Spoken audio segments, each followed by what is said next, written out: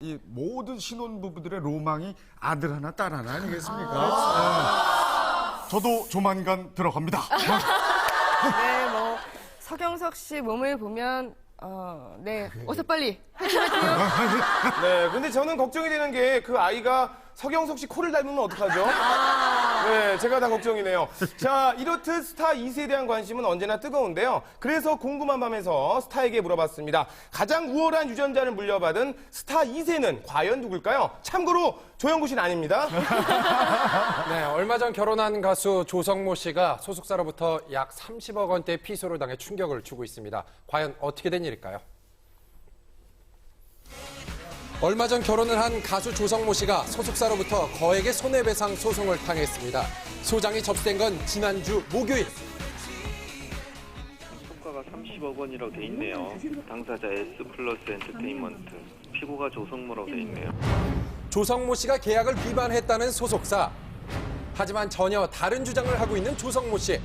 대체 이들 사이에선 무슨 일이 있었던 것일까요? 지난 화요일 소송을 제기한 소속사를 찾아가 봤는데요.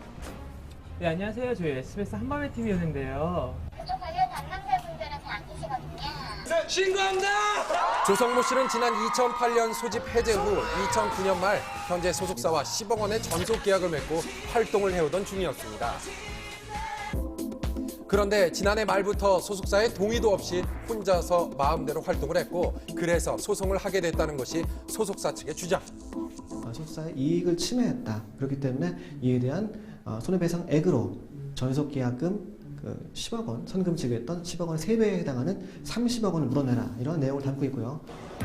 그런 가운데 지난 월요일 조성모 씨가 일본에서 급히 귀국한 것으로 알려졌습니다.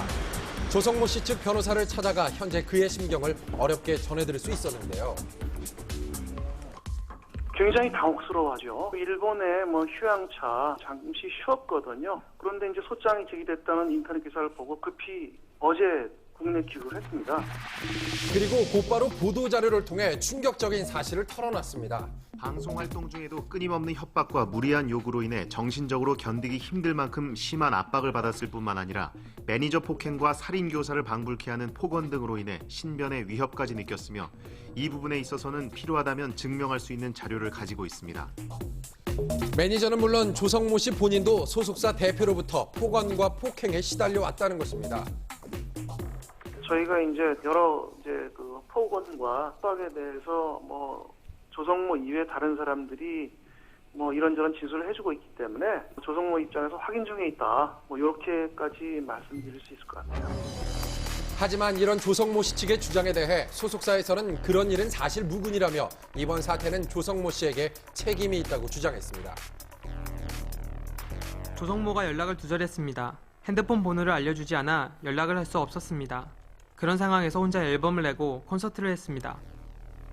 정말 조성모 씨는 왜 계약한 소속사의 동의도 없이 혼자서 활동을 한 것일까요?